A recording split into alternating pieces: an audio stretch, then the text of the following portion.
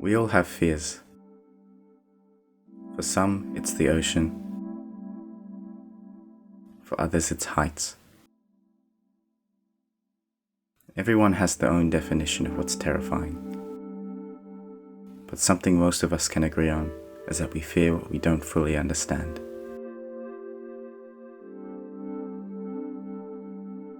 One of my fears, and something that I still occasionally have nightmares about, is the fear of getting lost on public transport.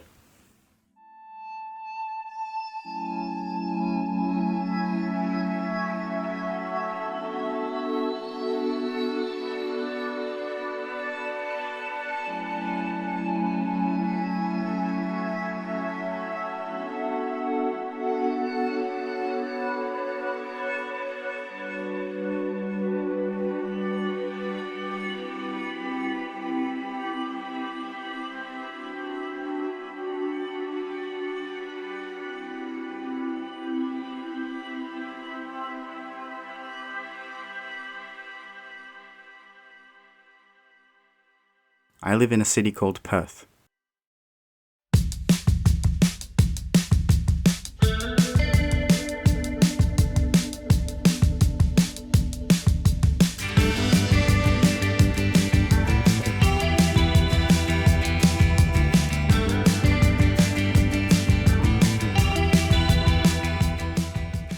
It's a quiet little place you'll find perched on the southwest coast of Australia.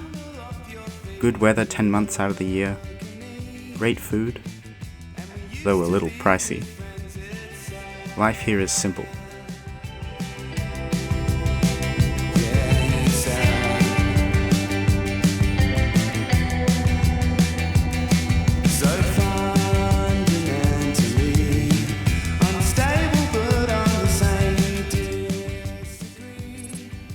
In Perth, there are 5 train lines, connecting 90 stations, servicing about 60 million passengers a year, and it's all run by our state government's Department of Transport, aptly named TransPerth. Believe it or not, Perth shares a few similarities with Tokyo. Both border the ocean, both have a river system travelling through their CBDs, and they're even a similar size. So how different could our train systems really be?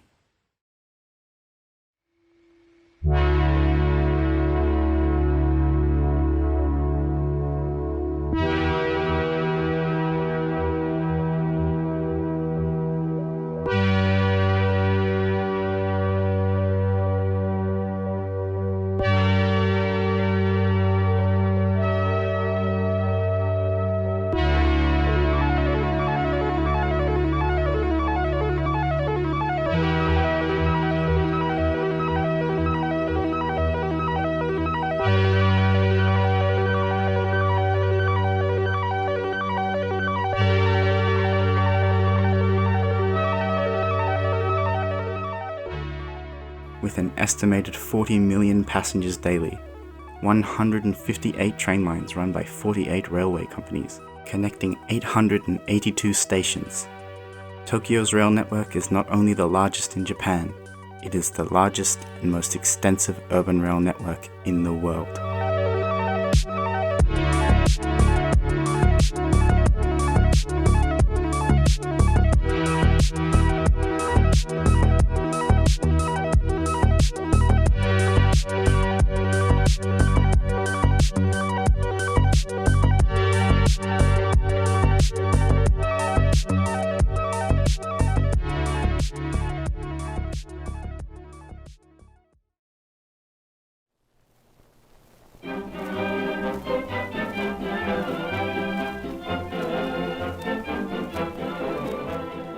With the end of 2 destructive world wars, nations began focusing their efforts on rebuilding their economies and improving upon their infrastructure. Japan's rail network was in a desperate position, with many of their train lines being dismantled to supply steel for the war effort. So on June 1st, 1949, by a directive of the Allied commander of occupied Japan, General Douglas MacArthur, Japan's then government-owned railway system was to be reorganized into a state-owned public corporation known as Nihon Kokyū Tetsudo, Japan National Railways, abbreviated as Kokutetsu or JNR.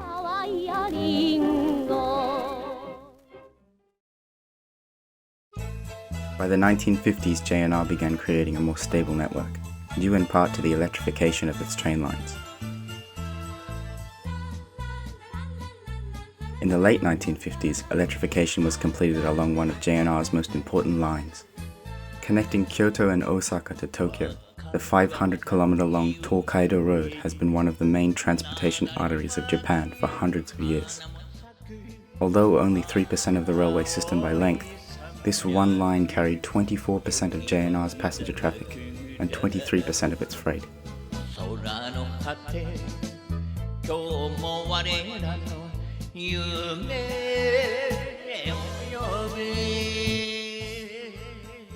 On the 1st of November 1958, JNR would introduce a new limited express EMU, the 151 series Kodama train. Reducing travel time between Tokyo and Osaka to just 6.5 hours. For the first time ever, people were able to catch a train to Kansai and return home in the same day.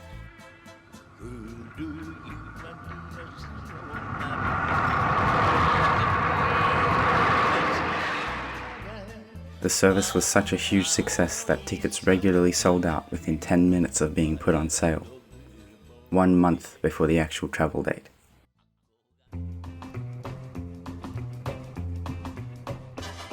Just 1 year prior, the Odakyu Electric Railway Company introduced its 3000 series SE Romance car, which set a land speed record of 145 km per hour. This was all the more impressive because it was achieved on a narrow gauge rail. The narrow gauge offers a few benefits, such as using less raw materials and enabling tighter curves to be taken, especially in valleys and mountains, something Japan has no shortage of. But they lacked the stability that the wider gauges offered, meaning most trains would be forced to slow down to avoid accidents when turning.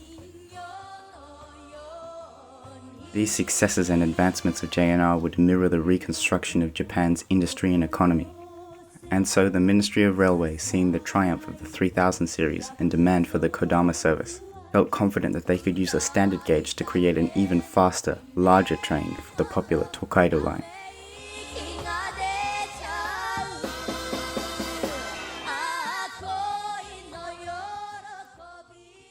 For this new train, JNR would revisit an abandoned high-speed railway project initially discussed in the 1930s, nicknamed Dangan Desha.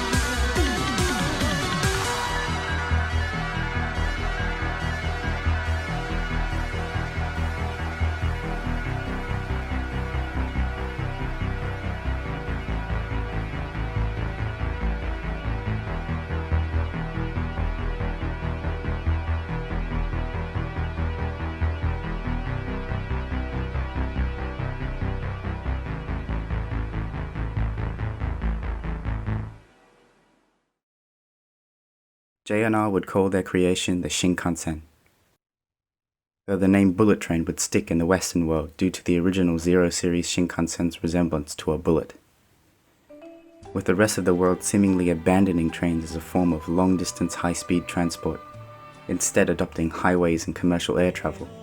Japan's national attitude would also reflect this idea of trains being an outdated mode of travel.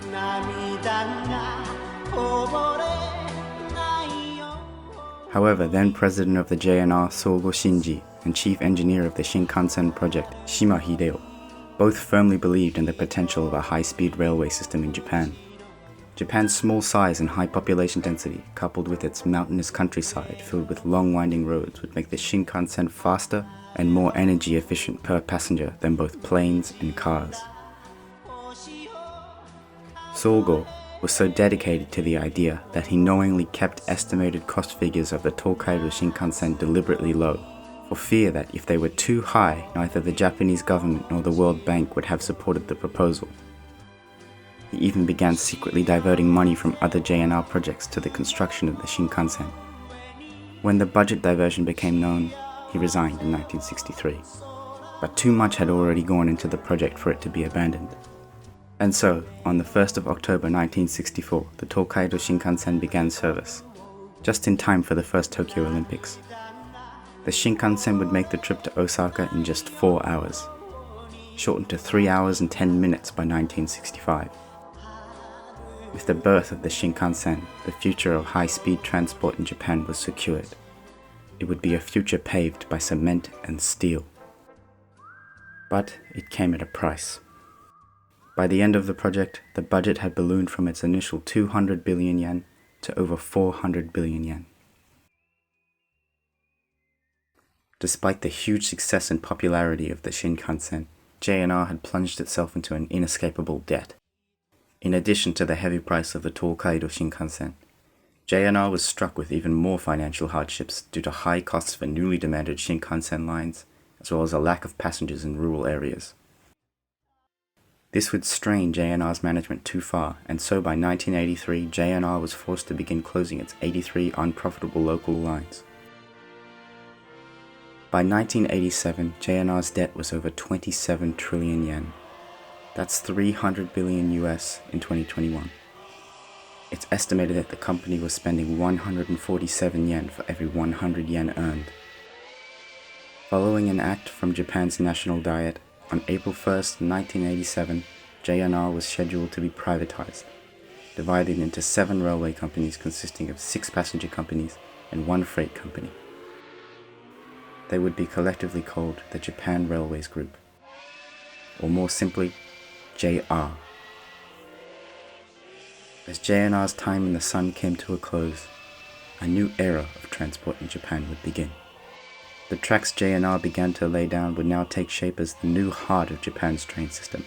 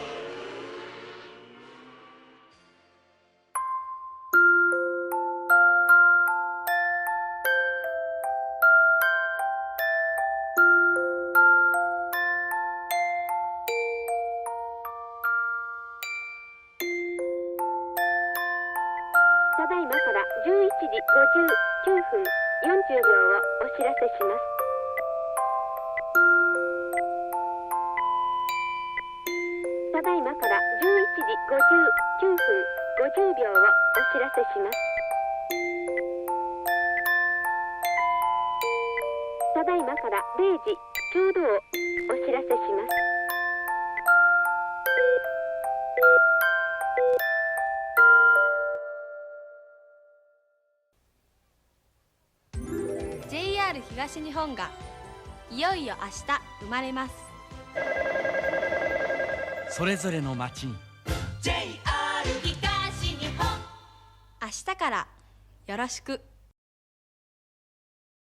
The 6 passenger railways of the JR Group are separated into different regions. JR Hokkaido, JR Kyushu, and JR Shikoku operate in their respective islands, while JR West, JR Central, and JR East are divided in the main island Honshu.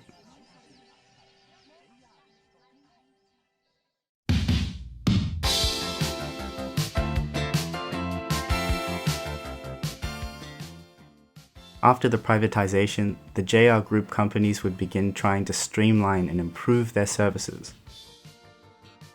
Many local lines established by JNR with low ridership were closed down. Now, decades after owning personal motor vehicles had become normalized, railways in the countryside became inconvenient and more or less obsolete for locals.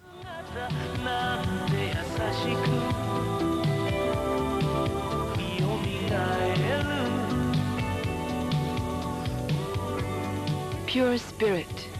季節の中に走り込む Don't need money, don't take fame, don't need no credit card to ride this train.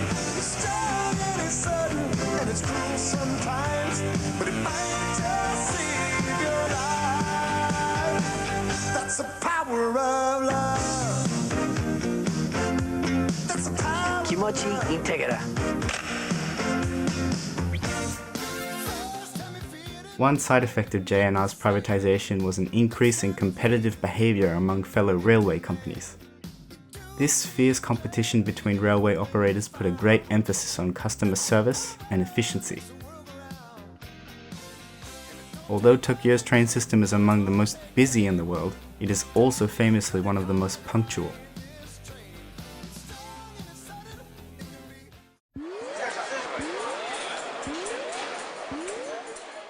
Back in 1987, passengers purchased cardboard tickets that were punched manually by staff at ticket wickets before boarding trains.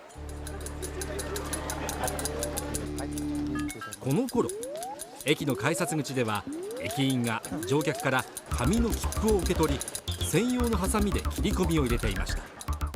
During the 90s, automatic ticket gates were introduced for magnetic tickets, which are still used today. But on November 18, 2001, JR East would introduce a new payment method that would revolutionize the way we catch trains today.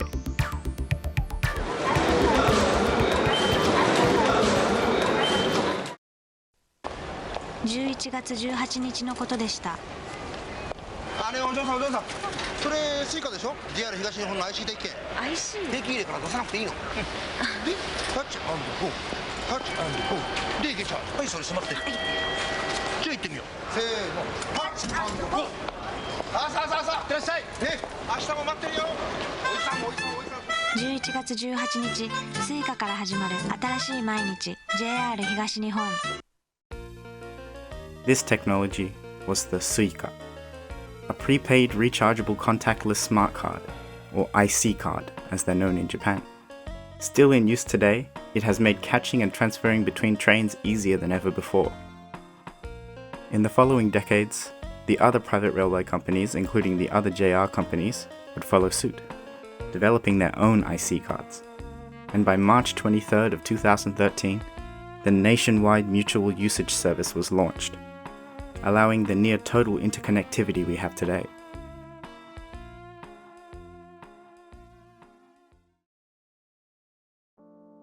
The last big leap since JR's takeover came in the form of two engineering marvels. Back in 1942, the Kanmon Railway Tunnel was completed. The undersea tunnel connects the island of Kyushu and the main island Honshu. It was nearly destroyed during the invasion of Japan, but was saved due to Japan's surrender. Kyushu was the first of the four main islands to be linked to mainland Japan, and would stay that way until 1988, when the Seikan Tunnel was finally completed. It connected Hokkaido to Honshu, and was the longest railway tunnel in the world until 2016. Soon after, the Great Seto Bridge was completed, linking Shikoku to Honshu. The 13.1 kilometer long bridge took 10 years to build, and spans over the Seto Inland Sea.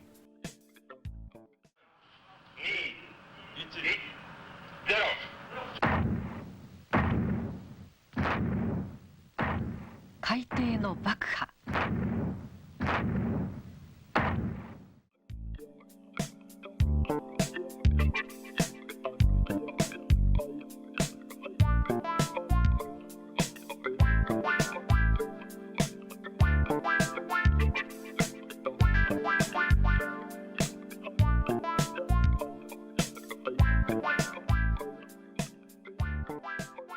With this last monumental project, Japan's railway network finally spanned from the freezing northern tip of Hokkaido to the warm southern seas of Kagoshima.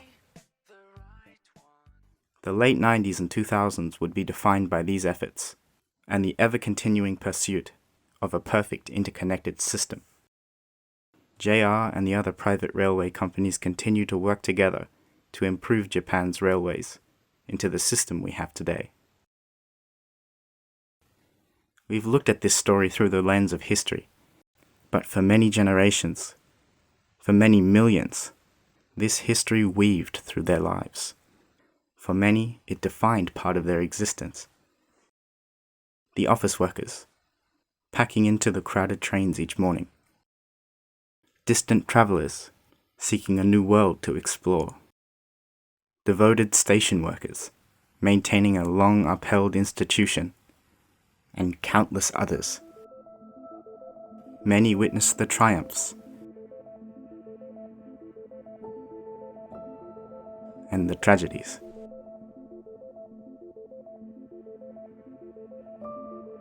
We're not yet at the end of this story, but at its most recent chapter, of many more sure to come.